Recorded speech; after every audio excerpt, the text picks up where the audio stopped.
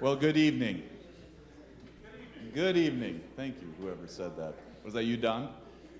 Good.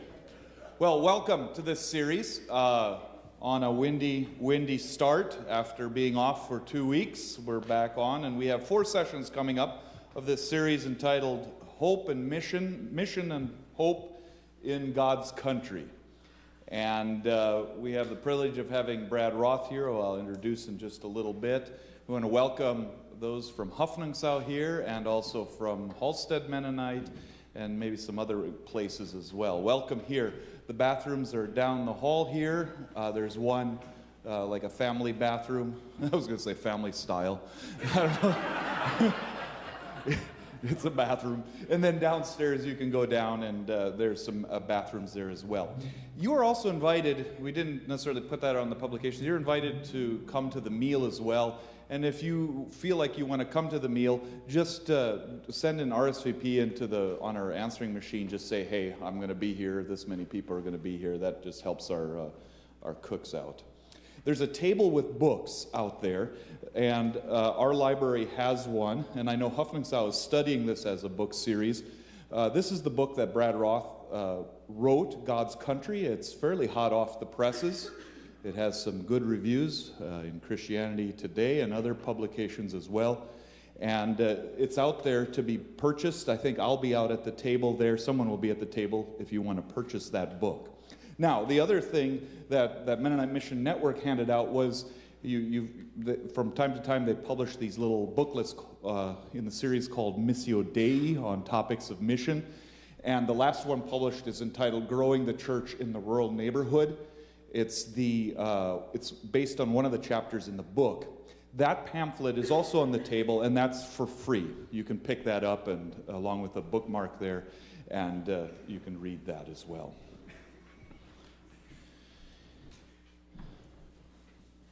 Well, we have the privilege of having Brad here. I got to know Brad after coming back, I think, from Bolivia. I don't know if we knew each other before. We were together in a cohort with Eric Buhler as well at the Kansas Leadership Center. We together went through You Lead Now. So I got to know Brad there. And then we were roommates at MC Kansas City 2015, and we solved all the world's problems after the conference was done, and we discussed everything. And did you take minutes? I forgot. So we may have to get back to work on that one. We also have another commonality, if I remember correctly, on your mother's side as well as my mother's side. Our stories veer through Latin America, through Paraguay. Even though the stories come from different backgrounds in Paraguay, yours straight from Europe and mine from Canada via Europe, we still have some roots in Paraguay. And he served in Peru, which neighbors Bolivia, so we were neighbors at one point. I find him to be passionate about ministry, a deep love for Jesus Christ and the gospel, and gospelizing, neighboring people, or inviting people into the community of Christ. A scholar, one that I enjoy listening to him because he knows a lot about the early fathers and the spiritual writers and the practices that they did and how that informs the church today. He serves as pastor of West Zion Mennonite Church in Mound Ridge. We'll make sure he gets home safely across the creek, if possible.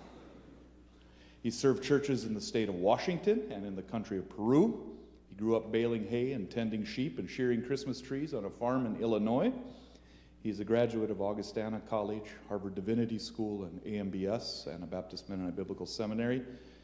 And he and his wife, Lisi, enjoy bicycling, tending a garden, keeping chickens, all which they do right beside the church there. If you have a chance to go by there and see their garden, great peppers, I remember, and tomatoes, at least that one year. And playing with their 2 sons. Brad blogs on Seeing God in Every Day at doxologyproject.com, which you can access. And so we welcome him here today to talk to us in a 4-part series about seeing, befriending, evangelizing, and kneeling. And if you need some more PR on this, it's in your mailboxes, it's in the bulletin, it's on the website, or on our Facebook site, or ask me and I can give you another paper copy. Brad, come up. Let's pray, and then we'll we'll hand it over to Brad.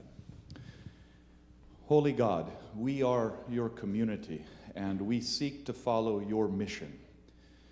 And our prayer is that in this work over the next 4 Wednesdays, that your mission might be made vivid for us, that your way, your calling about how to meet our neighbors, our community in mission might be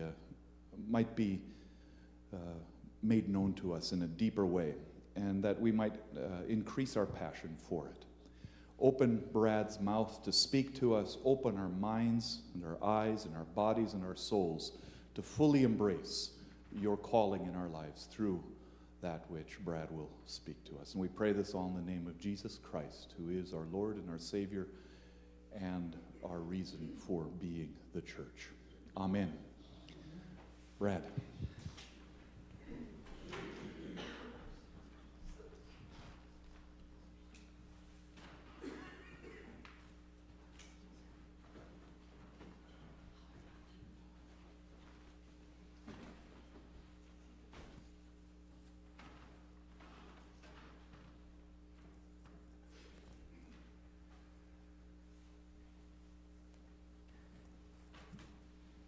Are we live? Can you hear me? Okay. All right. Excellent. Well, thank you, Wilmer. Thank you for the invitation. Thank you for that introduction. And I am just really happy to be here with you all tonight and to get a chance to share a little bit with you from some of the work that I did in writing the book and from some of my own reflection and ministry. And I want to just fan the flames of mission in the rural church and get to talk with you all about the rural church, because I love the rural church. But it wouldn't have had to be that way for me. I grew up on a farm in central Illinois, so I know a little bit of that background, but I was the farm kid that always wanted to get off the farm, right? I was looking for my chance to get away, and I found that when I went to college, and it could have just been a straight shot from college onto the next thing. I went to big city Boston after that and was studying out there and met my wife, and we got married, and she comes from the big city, from Lima, Peru, which is a city of between 9 and 11 million people, so pretty urban, and I've kind of been letting her down easily into rural, right? So we started in Boston, that looked familiar, then we went to Elkhart, Indiana, which is 40,000 people or so, and then went to small town Warden, Washington, which was 2,500, and now we're down to 1,800, right? So, but she has just loved rural and found her way into that, and she never imagined herself keeping chickens, but here she is. So yeah, I'm the pastor of the Westside Mennonite Church, and had that book come out that Wilmer talked a little bit about. And what I want to do today is just think together about what is rural and why does that matter? Like, why does it matter to think about what the context that we're in? So what is rural and why does that matter? And I was talking about the rural church at one point with someone, and she said, rural and urban, is there really that much of a difference? Aren't those just kind of hooks, rural and urban? Aren't those just hooks that we try to hang our hat on? Is there really that much of a difference? And I think on the one hand, it's true, like rural and urban, what's the difference? Rural, urban, suburban, wherever we live, we are human beings, right? And the same hurts and hungers haunt our souls, right? But at the same time, I think there is a difference between rural and suburban and urban, and I want to dig into that a little bit with you. And I think the key question is going to be, first, where am I? Where are we, right? I think the question that we need to ask is, where am I? And then to ask the question, what am I doing here? Now, what I want to do tonight, too, is I'll tell some stories and I'll talk, but then I also want to give you the chance to talk to your neighbors here in the pews, and then we'll have some back and forth dialogue, too, so hopefully it'll be kind of interactive. But where am I and what am I doing here? Now, when we first moved to Kansas, we had one of those GPS devices. I don't know if you remember this. It's before everybody had a smartphone, right, where you could just tell it where to go. But we had a GPS device, and we plug that thing in and put it on our dash, and you type in the address. And when we were trying to figure out where folks in our church lived, because we wanted to go pay them a visit, we'd plug in their address, and sometimes this GPS device would start flashing at us. And it would say, your destination is on an unpaved road. Are you sure you want to go there? Or something like that. I don't know if it was afraid that the dust would cling to our car or what would happen. I don't know where this device was based, although it was interesting that when you turned it on before it got a satellite signal, it was always in Times Square, New York City. So that's where it really wanted to go, I think. But your destination is on an unpaved road, right? This journey into rural. Why does it matter where we're going? And Eugene Peterson, who's an author and a pastor, talks about, he says this, he says, pastoral work, and I think we could just say the work of the church is geographical as much as theological. And what I think that means is that we have to know where we are before we know what we're doing in that place. We have to understand the context that we're operating in. Pastoral work is geographical as much as theological.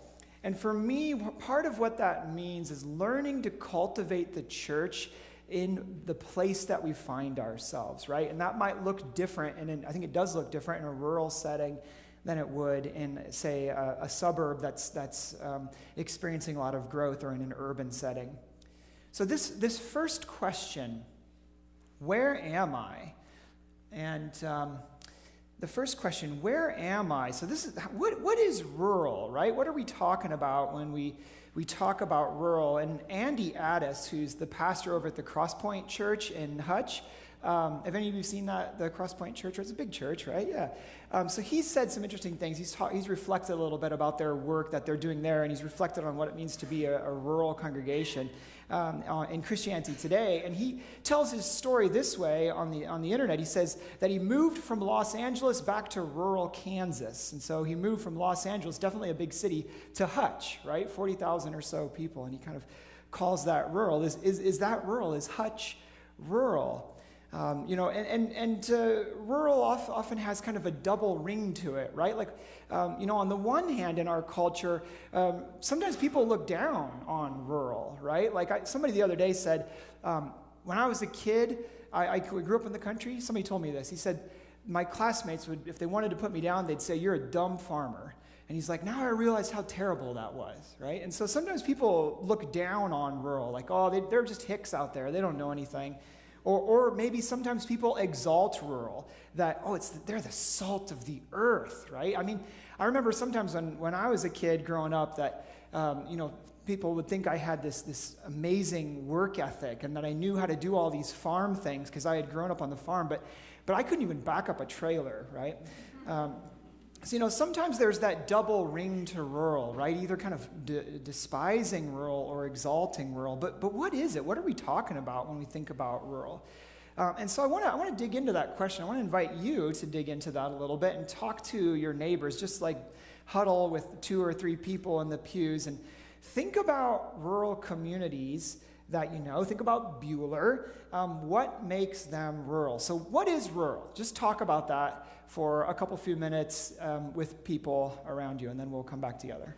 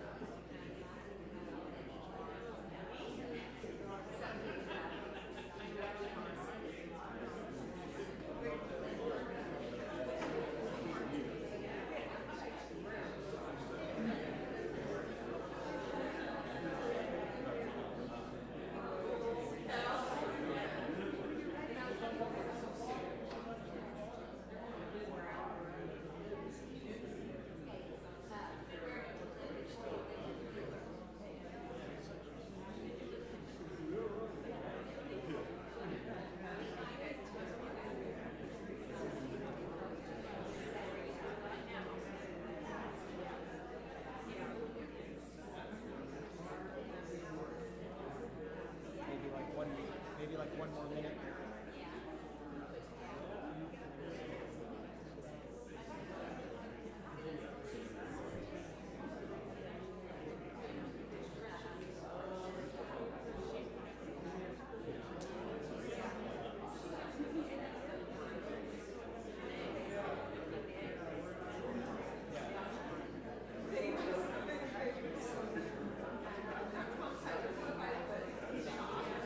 Okay, so let's kind of bring it back together. Am I still live? Okay. So what is rural?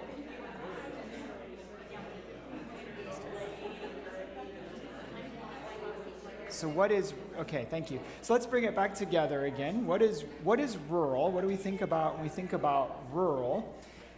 And there's a couple of different ways to define what rural is. The Census Bureau starts off by defining rural as not urban.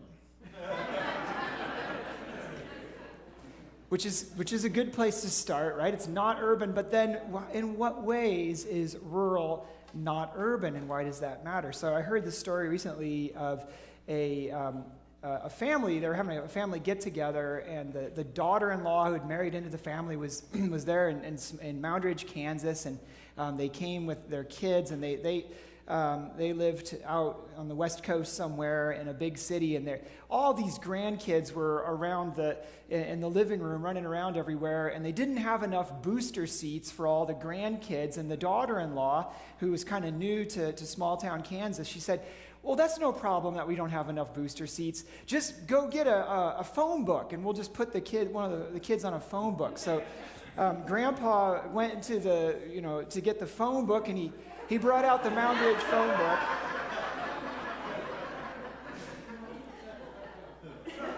Didn't help much, but just get the phone book. So what ways is rural not urban? Well, there's not as many people, right, in a rural area. Now, I'll dig into that in a minute, but one thing that sometimes comes up when we think about rural is we think about agriculture, right? Did that come up in some of your conversations? And agriculture is definitely a feature of rural community, but rural community is not necessarily agricultural. And in fact, about 6% of rural people are involved in agriculture when you look at the statistics nationwide, as opposed to about 1% in the city. And so in the city, sometimes it's the exotic stuff of having a rooftop greenhouse or having hydroponics or something like that, but it can also be people that live in a city and drive out to work on a farm, right? So 1% in the city, 6% in rural communities.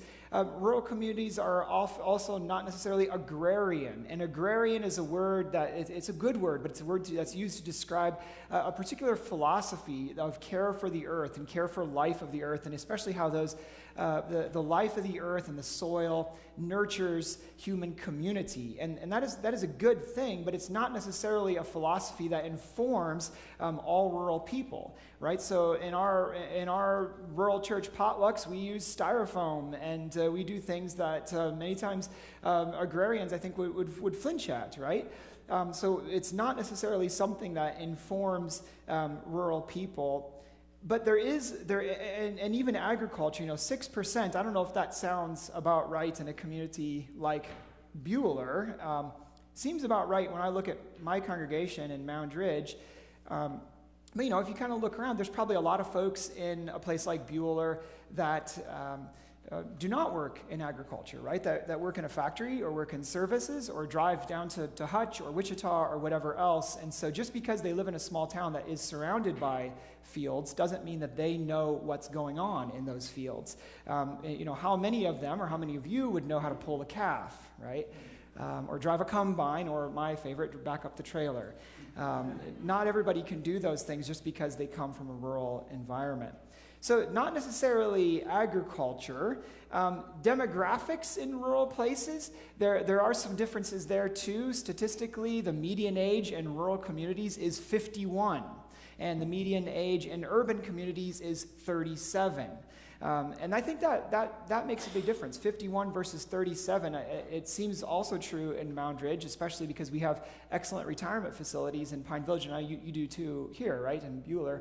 kind of part of the heritage of our Mennonite communities. But that will mean that when you're trying to pass a school bond, right? People are going to come with a different perspective on that than if you're in a younger community. Or, when you look at a lot of rural churches, often they tilt a little bit more towards the older end of the spectrum.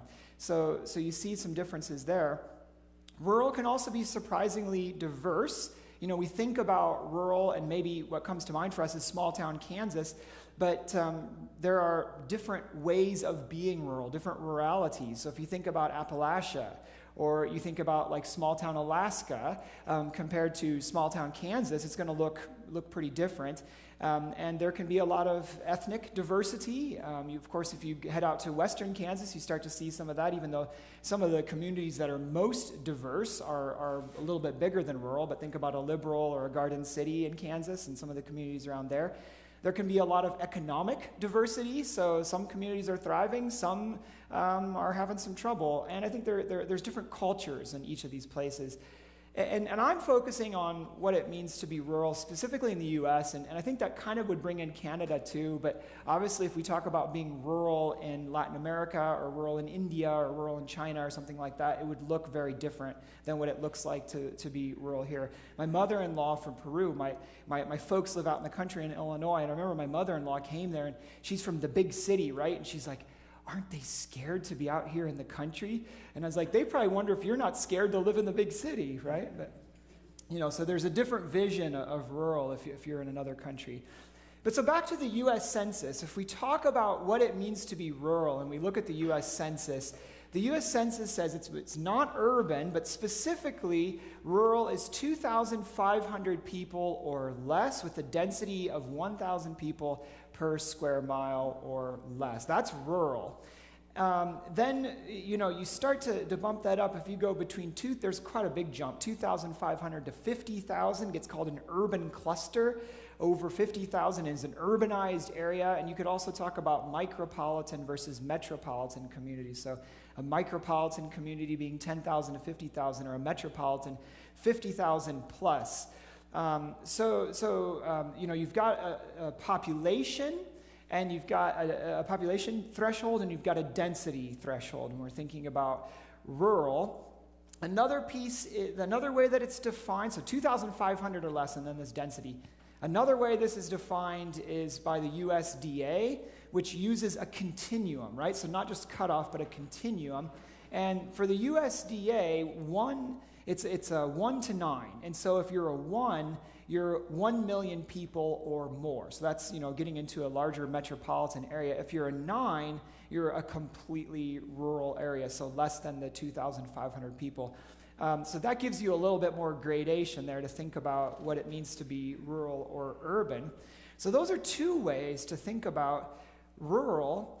And I guess I want to just invite you to just, what do you think? Like, what is Buhler? How does Buhler kind of fit into either of these two ways of defining rural?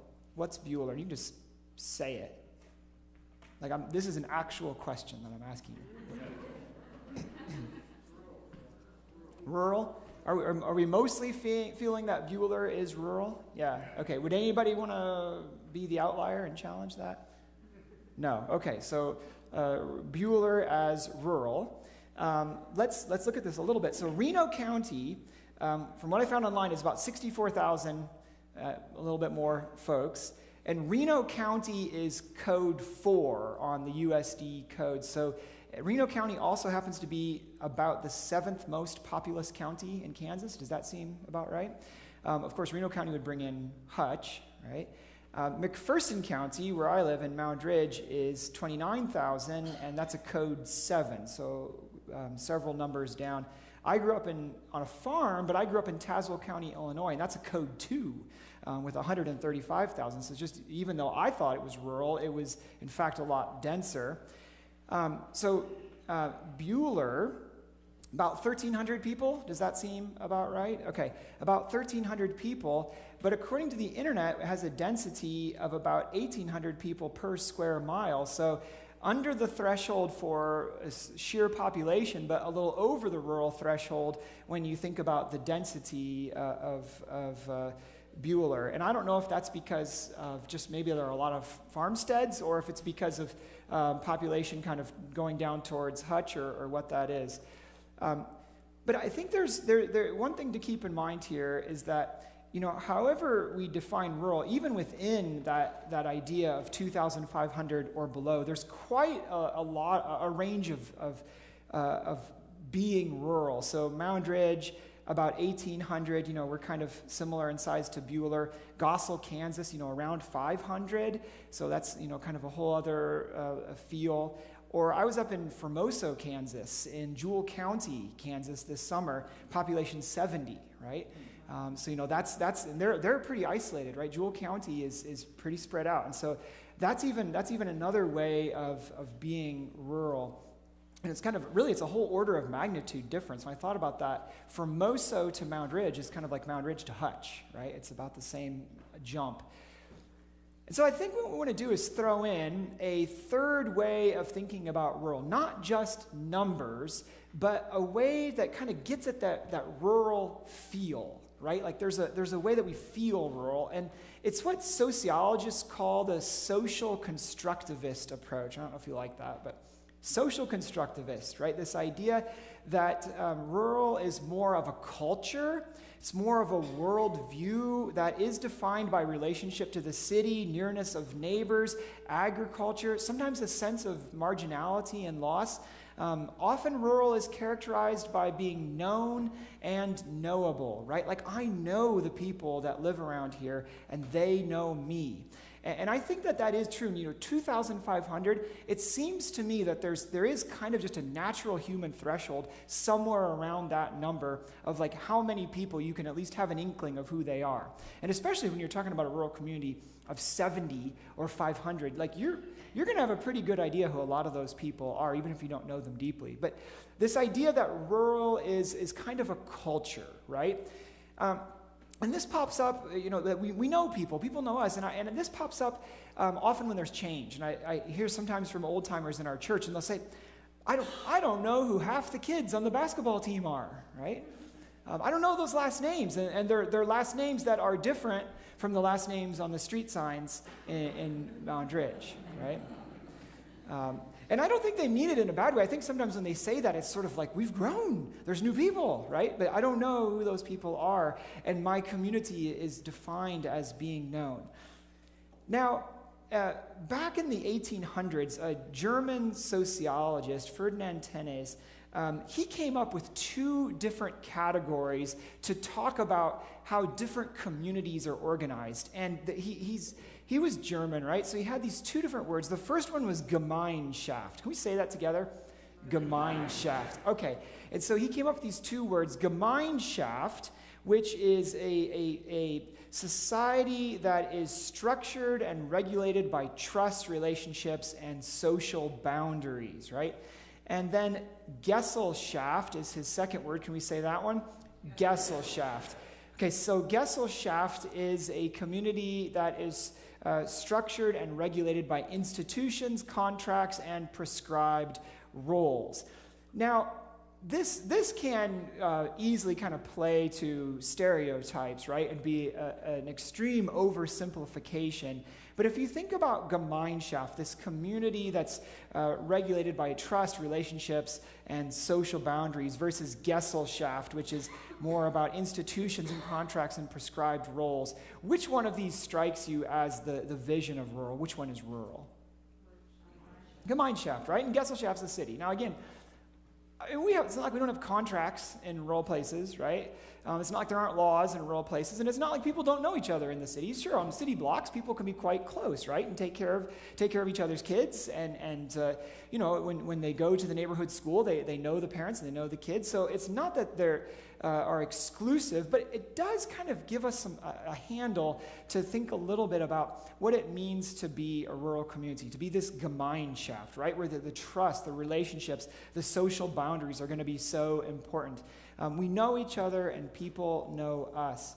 And one way that I think this plays out is that there is a community structure in rural places that's going to be a little bit different than the structure in urban or suburban areas. And I think in rural places, that structure is going to be based sometimes on blood ties. It's going to be based on friendships and alliances, sometimes feuds. It's going to be based on this idea that somehow we know each other and maybe have been knowing each other over the years, right? And in a place like Mound Ridge or Buhler, sometimes it goes all the way back to the 1880s, right? Or the 1870s, right? That our families came here en masse. So this Gemeinschaft, this structure, there are going to be ins and outs in our communities and ways that we do things. And when people kind of don't understand those rules and those ins and outs, when people don't see the structure, it kind of makes everybody uncomfortable, right? Because they feel like, why are you, we don't just talk about this problem out front. We talk about that in the parking lot, right? Or, whatever it is, like there's a structure there, and there are ways that problems get discussed and solved, and ways that things happen, and you can kind of go with the grain or against it in your rural community. And in an urban community, I think it's different. I think when you get to a big city, there's so many different sub-communities that not one dominates the entire city. And so you may commit some faux pas in one community, you may trip over parts of the structure, but you can just step right over into another circle and you can still operate. Your social life isn't over because you ticked off someone who's kind of part of the first families or something like that. So structure in rural communities, and I think this structure exists, and it can be very powerful, right? That it's a way that social capital is really recycled throughout the community. It's the way things get done. It can also sometimes be kind of intimidating and hard for outsiders to find their way into, and for outsiders to understand. I remember when we first moved to Eastern Washington, and Eastern Washington, you got to understand, is the non-evergreen side of the evergreen state. So it's very dry in Eastern Washington. They get about 7 inches of rain a year, so don't think like Seattle. Maybe some of you know Eastern Washington, I don't know. But it's very dry out there. It's miles of rolling sagebrush, and has its own stark beauty. And in the community that we lived in, it was about 75 or 80% Hispanic. So folks who had come in different waves of immigration to Warden, starting about, at this point, like 60 or so years ago, when the Grand Coulee Dam was first put in and irrigation hit the Columbia Basin. And when we showed up, we speak Spanish. We were really gung-ho on doing this multicultural, bilingual ministry. Like, that was who we were and why we were there. And as we got to know people in the community, we wondered why there were some people that would warm up to us right away. And they're willing to come to like the Spanish language Bible study that we did. And my wife was doing this health promotion work. She would do a whole grain tortilla workshop in the church basement. And some people would come to those things. Some people just weren't interested. And it seemed like there was some kind of a piece that we were missing in this. And at about like year 3, someone says to me, "Pastor, do you know about Los Ramones?" And I said, "No, I do not. What is Los Ramones?" And I got schooled in how there were really 2 major Hispanic communities. We just saw Hispanic community. But there were really 2 major communities. One group of folks that had been there longer, that had come from a little town way back in Mexico called Los Ramones, just a tiny little town, but they were related through intermarriage. They were the head people at the Catholic Church, the head people at the Assemblies of God. They were in charge of the migrant daycare. They were key people on the schools. Those were the folks from Los Ramones, Los Ramoleños. And then there was a whole bunch of other people that had come at different times that didn't come from Los Ramones and that weren't necessarily accepted or fit in. And it was the folks that were more on the margins, the folks that did not come from Los Ramones, who we could connect to. They were open to us and they were welcoming to us, whereas the other folks who were good people, they were the stalwarts of the community, the pillars of the community, and they were like, well, we'll see how long you last, right? They weren't interested in the same way in investing in us, and they didn't have the same kinds of needs as some of the other folks. So we learned to discern that structure, a structure that was not visible when we first arrived and didn't have the understanding. So I want to talk a little bit about how rural communities are doing, and maybe before I go much further, any questions about what I'm talking about so far? And we can come back at the end too and ask questions if something occurs to you. But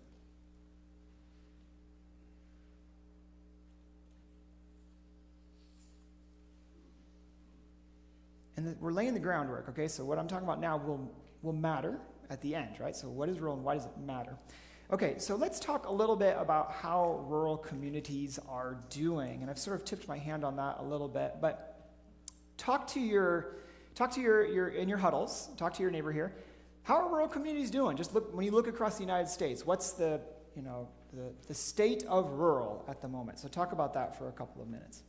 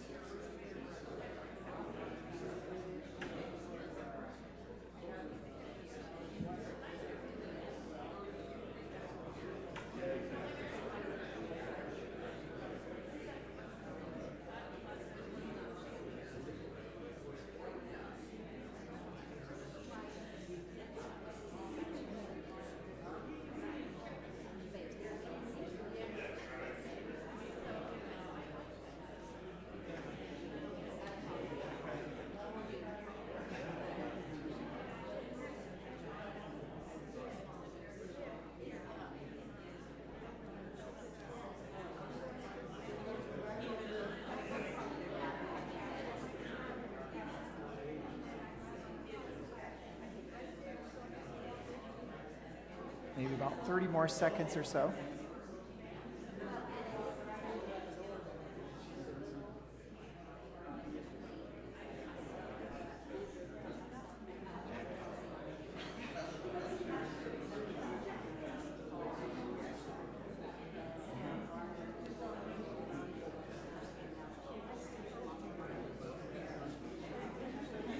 So how is rural doing? When we think about rural, one of the narratives, it seems to me, especially that came out of the 2016 presidential election, is that rural communities are falling apart like rusty pickup trucks, right? And there was a book, Hillbilly Elegy. I don't know if any of you saw that book, but it really hit the New York Times bestseller list describing rural Appalachia as a place of economic despair. And I'm not saying that his experience, that he's not describing his own experience coming out of that culture, but many people took that as the description of rural from coast to coast, so that every rural place kind of looks like that there are places of opioid addiction where farms are closing, where factories are closing, where the kids are all moving away. Last one to leave, please turn off the lights. But the reality is more complex and more interesting. While there is that narrative that's out there, which I would call the narrative of rural decline, the reality is that in a lot of places, rural communities have actually grown. And especially if it's a community near a large city, or if it's a community that has some beautiful natural amenities, there's a real good chance that rural community has grown. And in addition to that, so I mean, well, if you think about if you're a small town on an interstate outside of Portland, Oregon, or outside of Seattle, Washington, or something like that, or on I-135 outside of Wichita, there's a great chance that you have grown and that you've got a lot going on. And in addition to that, there have been the fits and starts in rural growth. So the farm crisis in the 1980s, there were people that left rural at that point, but in the 1990s, a lot of rural communities were in fact outpacing urban areas. So it kind of comes and goes. But these two factors, near a large city and near natural amenities, there's a good chance that if you've got one or both of them, you're growing. It's interesting that the beautiful natural amenities, the USDA has put together something called the Natural Amenities Scale. I don't know why they created this, but what they did was look at every county in the United States and give it a number, a numerical ranking. And in other words, they're trying to say, this is how beautiful your county is. We're going to give it a number. And so on this ranking, you can look this up online, the Natural Amenities Scale. If you're flat, you want higher numbers, right? So if you're flat plains, you get 1. If you're smooth plains, 2. Irregular plains, 3, with slight relief, 3. High mountains, it keeps going up the way. High mountains will get you 21 points, right? So the Natural Amenities Scale, every county in the United States has a ranking, and they look at how much surface area of water you have. So in addition to some mountains, if you've got surface area, if you've got like some big lakes or you've got an ocean, you're in good shape. And they look at the climate, right? So if you've got kind of a nice warm climate, mountains and water, you're going to get a high score. So the top of the list, if you can kind of just in your mind imagine where this might be, it is Ventura County, California, and they come in at 11.17. So I have never been there, but I checked it out. It does look lovely. Water, mountains, and warm weather. McPherson County, Kansas, where I live, so Ventura, California, 11.17. McPherson County, Kansas comes in at negative 1.81.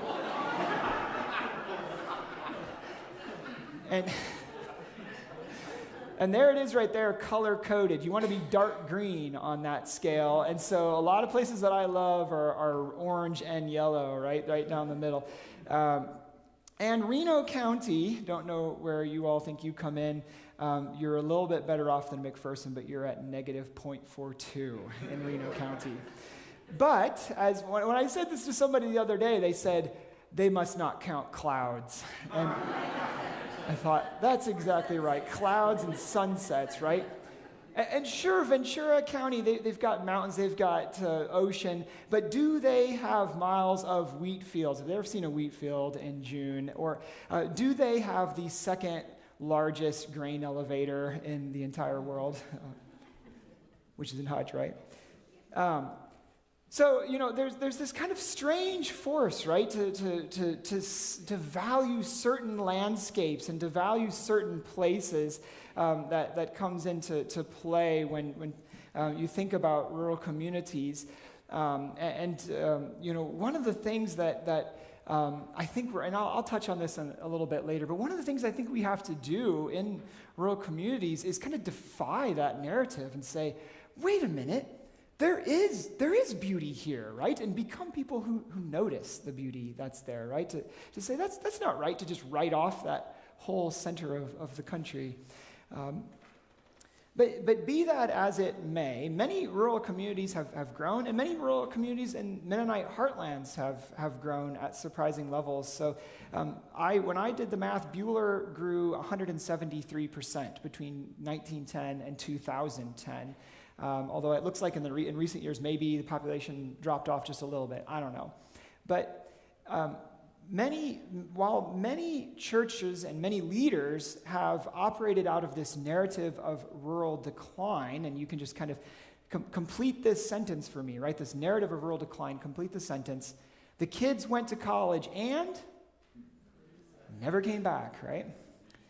We've been operating out of this narrative of rural decline, but the reality is actually more complex than that. So maybe many of our kids went off to Kansas City or Wichita or Boston or Los Angeles or whatever. I didn't stay put, but maybe many of our kids went off to other places, but new people have moved into our rural neighborhoods. And I think that is something that we need to recognize and pay attention to. I was talking part of what I did for this book was talk to pastors in different contexts and rural contexts around the country, and I talked to one of them in South Dakota, and I said, what advice would you give to a person who's starting ministry in a rural congregation? And there was this long silence. And in fact, I thought the phone line got dropped for a second. But then he comes back and he says, assume nothing. And I like that, right? What should we keep in mind as we go into a rural community? Assume nothing. Right? Don't assume that the rural community is on the decline. Don't assume that our congregations can't reach out and can't grow. Don't assume that there's not beauty and thriving and lots of good things happening in rural places. And I think about Ephesians 3:20 and 21, where Paul says, Paul speaks of God as the one who can accomplish abundantly far more than all we can ask or imagine, right? And glory to him in the church and in Christ Jesus. So God is the one who can accomplish that. And don't assume anything, right? There's a lot going on. There are new people moving to town. There are opportunities for the church, but I think we have to kind of get oriented in that direction. We'll look at that more in depth when we talk about befriending next week, and we talk about evangelism in 2 weeks. But for me, at the heart of shifting our vision on this is to reclaim a baptismal spirituality and to think about how, as Christians, we have been adopted into the family of faith, into the family of God, and to become people who adopt others. And baptism moves people from one community into a new community, the Christian community. So it goes to the edges. Baptismal spirituality is edgy. And I think we need to be that kind of people who can find those new neighbors, can go to the edge and connect with people, even though they aren't necessarily our people, because we don't know them, right? They don't have the same names on the basketball team as they do on the street signs. And I was talking to somebody in a small town, and he said, yeah, new people have moved to town, but they're rough people. I was like, well, I know what you're talking about. Yeah, maybe they are rough people, but we want to make them our people, right? Like they are new people. They are people who God has created in his image. We want to reach out to them. And so I think that the challenge is that in many rural churches, and I'll just be we're going to be kind of really upfront and honest with one another here, okay? In a lot of rural churches, there's a blood is thicker than baptismal water mentality, right?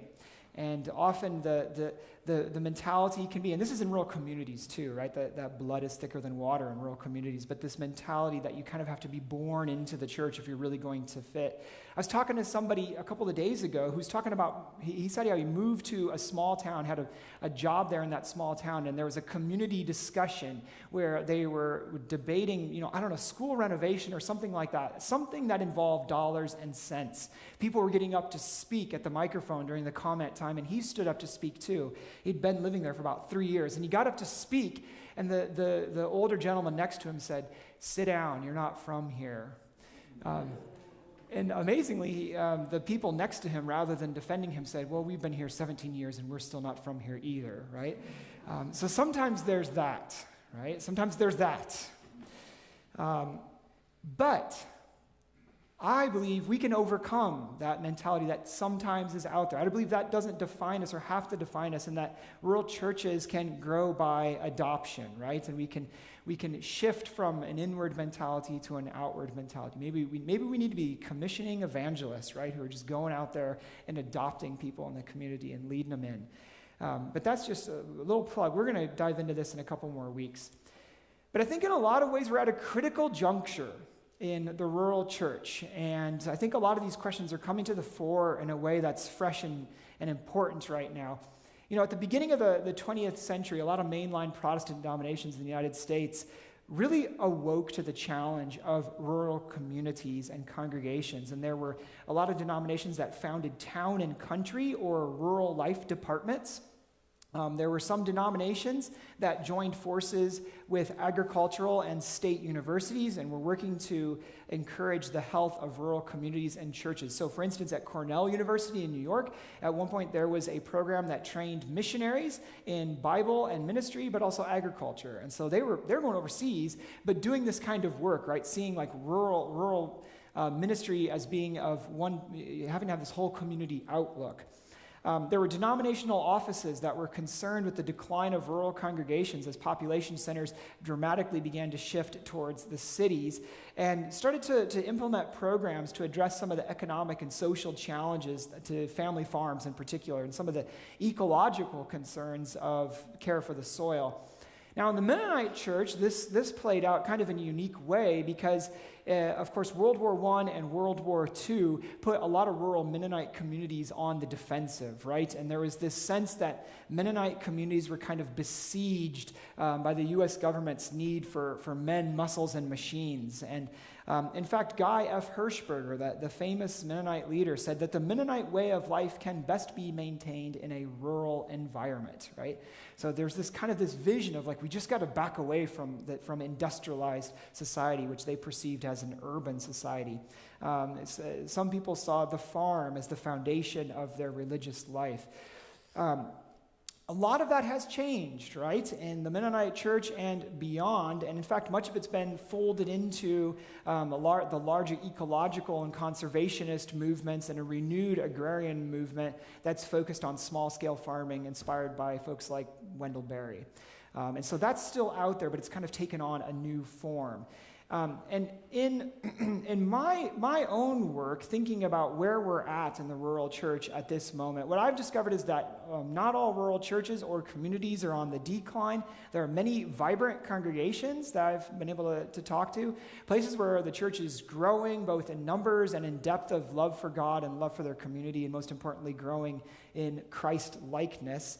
And I believe that is a vision that is out there for congregations like West Zion, like Buhler Mennonite, like Halstead and Huffningsau.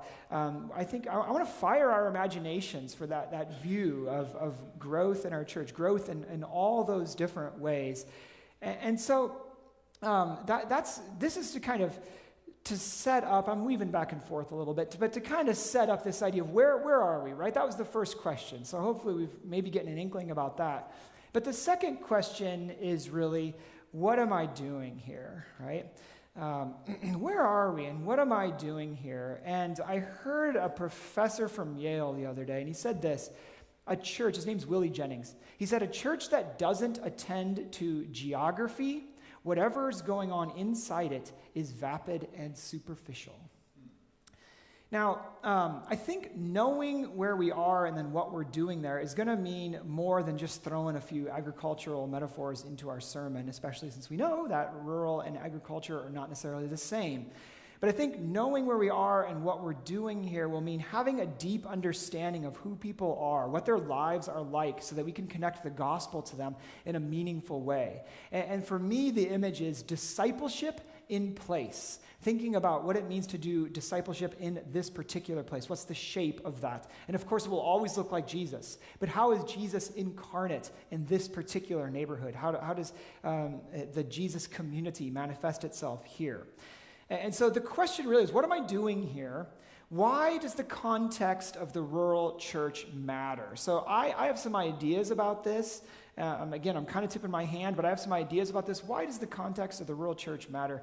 How long do we have till, Wilmer? Okay.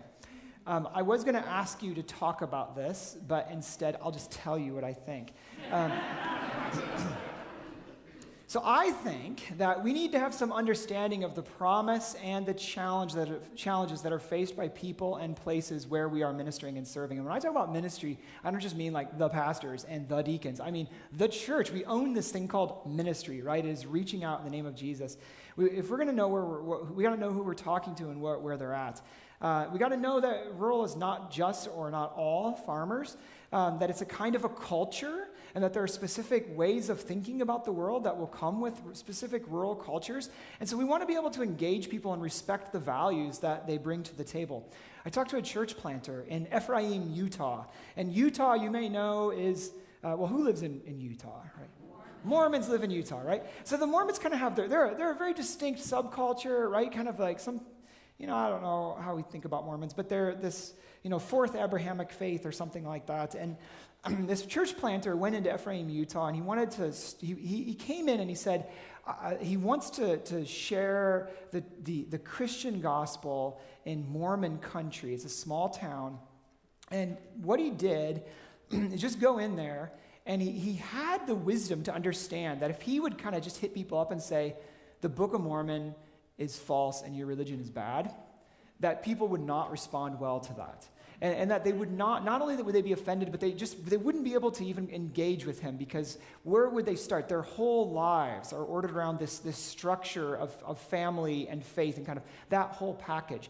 And what he did is just start painting houses. That was his job. That's how he made money in Ephraim, Utah. So he'd be in people's homes, give them a chance to talk to people, and he just started a Bible study. And it grew from a couple people the first year to several people, and then it became a church. He said, I didn't even set out trying to plant a church. He said, if I would have tried to plant a church, that would have failed. And he had proof, because across town, some folks had come and hung up a shingle outside of a storefront, First Baptist Church. That went nowhere, while his house painting Bible study ministry flourished and became a church. He so was not even trying to plant a church that he didn't even have a name picked out. And he said, when they said to him, this is a church, we've formed a church, what's it called? Pastor, what's it called? He goes, I don't know, you come up with the name, right? It became, I think it was Ephraim Church of the Bible. But, so that's how he got started. He came in and respected the community structure, respected those family systems, and knew he wasn't going to be able just to yank people out of them or disrespect the values that they had brung, but he'd have to open himself up to conversations with them. I think we need to be able to perceive marginality and loss in our rural communities. And this maybe is not the case in Buhler. I don't know, because from what I can tell, Buhler's really thriving. But in a lot of rural communities, there are some economic challenges. And sometimes I think we have to be able to speak to that loss. And at the very least, we got to be able to speak to the loss of the kids went off to college and didn't come back, right? Be able to know that this is somehow different, and the feeling of being here is different than if you're in a growing suburban area or something like that. I think I think a couple of ways that we do this. I think maybe one of the key ones is notice and value, noticing and valuing. We give our rural communities the National Geographic treatment, right? Like, we just go out there, and I said this earlier, we find that beauty, and we take pictures of it, and we relish it and notice it. Do you see what's going on around you in your communities? And I don't just mean the natural beauty, although I'm convinced that's there, but I also mean the moral beauty that we find in our communities. It's just, when I want to get my oil changed, I call the mechanic. I park my car in my front, in my driveway. I leave the key in the ignition. The mechanic comes over, gets the car, drives it over, changes the oil, brings it back, and leaves the bill on the seat, right? For me, that's not exclusively rural, but there is something that's kind of beautiful about that does strike me as uniquely rural. Once I went shopping really quick at the grocery store in Mound Ridge. I was in a rush, and I left my car sitting outside, and I went over to the church office, and I came back later, and I went into my kitchen. I opened up my refrigerator, and I'm like, what a strange place for the milk to be in the refrigerator. And when I called up the mechanic about something else, the receptionist say, did he tell you about the milk? And I said, no, he didn't. Well, sir, you left some milk in your car, so nobody was home. He just let himself in and put it in your refrigerator. That's all right? We can do some of those things in some of our small towns, right? But we gotta notice and name that natural and moral beauty. And sure, there's the shadow side, right? The you're not from here thing. That's there. But we notice the good things and highlight that. And I think a little bit about Paul, right? The Apostle Paul in Acts chapter 17. Paul shows up in Athens, big city, right? Not a rural area. He shows up in Athens, and he has a little bit of free time before his next ministry gig. And Paul's looking around at Mars Hill, the Areopagus, and he sees all of these idols, right? These different altars to different gods. Do you remember this part in the book of Acts? And do you remember how Paul felt when he saw all this? He felt bad, right? He was deeply distressed, is what the scriptures say. He was deeply distressed. But then he talks to them, the philosophers who were congregated there. He's deeply distressed, but he comes up to them and he says, I see that you're very religious, right? And then he starts this conversation about Jesus and the resurrection. So he doesn't say, you're a bunch of idolaters. He comes up and says, I see you're very religious, and he starts in that way, right? So respecting and valuing the communities that we're in, right? I think this is pretty basic to where we start and why it matters that we understand where we are. And next week we'll talk about this, but that's the entry point for befriending community and befriending people. And you can't do any of that if you don't just have this basic love for where you are and for the people. The second piece to this is building relationships, right? So we notice a name and value, and then we build relationships. And I think that's going to distinguish us from kind of drive-by evangelism or whatever. But where we lived in Washington State, there were these low-income apartments.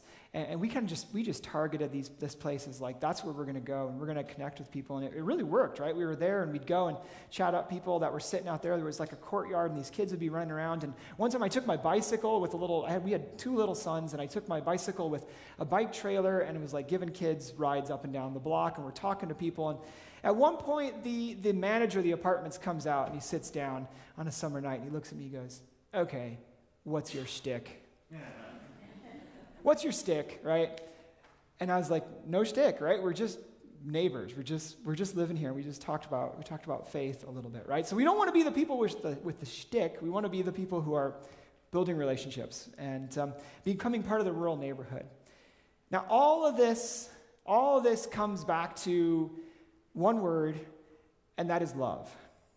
It is learning to love, right? And Jesus said, love God, love your neighbor. It's just learning to do that in our rural places. There's no shtick. It's just that, learning to love. And learning to love in our rural places, I think we can borrow a page from the great Russian writer Fyodor Dostoevsky, who says, to love a person means to see him or her as God intended him to be, right? Maybe we can say the same thing about our rural communities. To love a community is to see it as God intended it to be. It's to see the community with God's eyes. It comes back to love. Now, at the beginning of our time together, I told you that story about the GPS device that didn't want to take us down the unpaved road, right? You know, the dust will get on our car or something. I think we want to be the kind of people who dare to go down those dusty, unpaved roads. I think we want to be the people who not only dare to go down those dusty, unpaved roads, but who by miracle and mercy start to become made from the dust of a place. So we'll leave it here. What questions do you have? If we have time for questions, what questions do you have? And then next week we'll talk about befriending, and we'll talk about caring for community, people, and land. But next week is befriending. But what questions do you have at this point? Microphone here.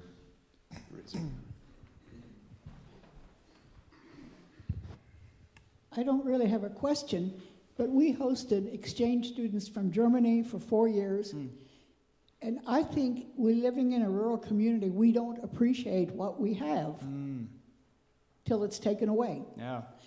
These students sit out on the deck at night and just look at the clouds, look at the formations of the stars. Things that we've taken for granted for years. It makes you appreciate it more by having someone show it to you. Mm-hmm. Amen.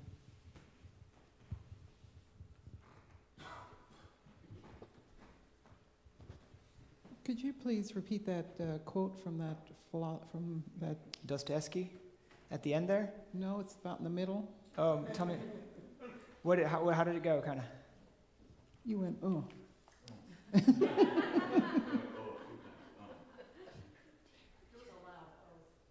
It was one of your more. Yeah, Willie Jennings. A church that doesn't attend to geography, whatever's going on inside it is vapid and superficial. How did that strike you?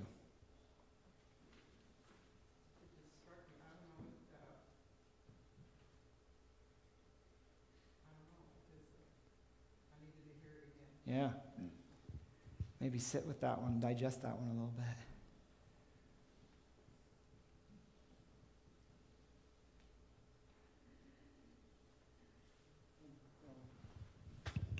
Well, you were talking about that one lady that, well, your mother-in-law that said, well, do you feel safe out here in the country? You know, well, do we feel safe? You know, we wouldn't feel safe in the city. I kind of go along with that, you know, I sure wouldn't feel safe in a big city. I'd constantly be looking over my shoulder, keeping my hands in my pockets and making sure that nobody else's hands were in my pockets. But we don't worry about a lot of those things here. So, yeah.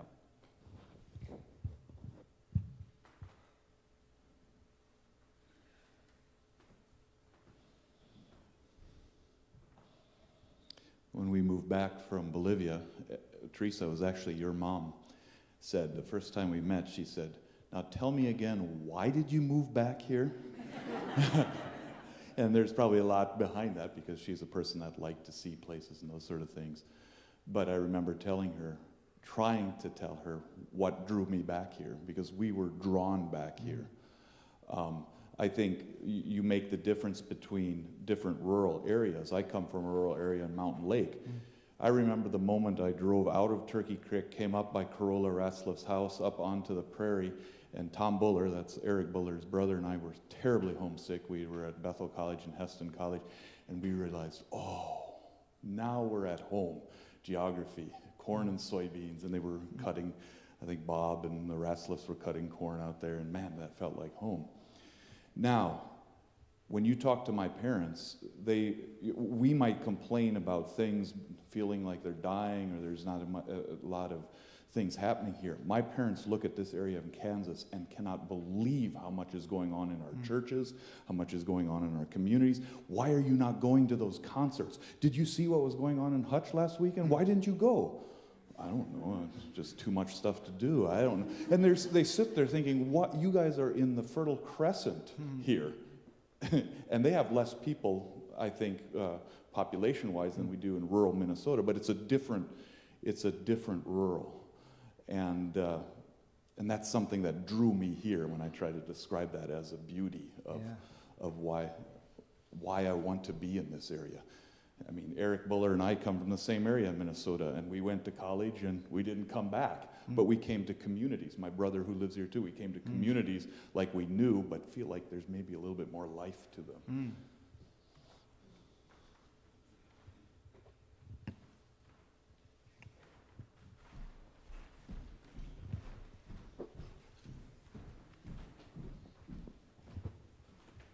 I pastored out in northwest Kansas in a little town called Ransom in Ness County, in which maybe 3,500 people, maybe 4,000 at best in the whole county.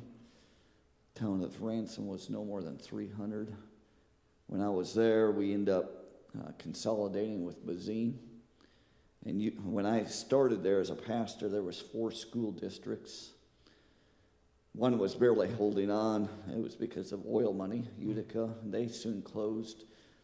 And they dissolved all their land into 4 school districts that overlapped. And so it's now currently 2 school districts, and probably will be one county-wide school in a matter of time. So that's even more rural than here. And yet there was beauty. And I ended up staying about almost just shy of 11 years pastoring Ransom Mennonite Church, where Eldon Epp is currently, who's from this church. There was, different kind of life, but yet, very strong, still spiritual roots, Christian roots and spiritual life going on. You just had to look for it and dig deeper and to appreciate the people who were there. And they took a lot of pride, and those who were there, they took pride that they still were there, while others had left over the years. I know one gentleman in my church, there was one area in the part where he lived, east of Ransom. He was showing me it, and he said, yeah, there was people here who had left over the course of the early part of the 20th century, and I could tell he had pride that his family had stuck it out through the Depression and through the hard years. And so I would call it a spiritual geography that we all live in. And it's a matter of, appreciating where we're at and living into that context. Yeah. It's not always easy, but there is still life and people who are our neighbors who are moving in and want to be part of the community. Yeah, thank you for that, and thank you for highlighting that there are indeed rural communities in Kansas too that are declining, right? That have lost people, but there's still a lot going on there. See, in moving back here, I felt like Buhler's kind of interesting, right? Because it feels like our school system is huge. I mean, I graduated, I had maybe I had 35 in my graduating class. So to me, this is a big city school. It's bigger than Bethel College even. And that was a big school. Again, that's it. And when I think of the opportunity we have, that we have a school system that's almost bigger than the town itself. And all of the people that we rub shoulders with, it's amazing the opportunity we have as congregations in Buhler. Sorry, I got preachy. Thank you. I had this image of laying a foundational pad. I want to build a new shed, and of laying a foundational pad, and we poured the concrete today, and we floated it. And it's going to take some time to cure, but all of the things that you shared today are a great foundation for the befriending, the evangelizing, and the kneeling that we'll do in the next sessions. So hopefully during this week, as the pad solidifies, you start thinking about all the facts and the questions that were asked today, that we can come back and really get to work on the befriending next week. So thank you, Brad. Let's give him a thanks. All right, you can buy a book out there. I'll be out there. You can come ask him questions, and be back again next week, 6:45. And if you want to come eat supper and you're not from this church, you are more than welcome. Just give me a call or a ring and tell me that you're coming.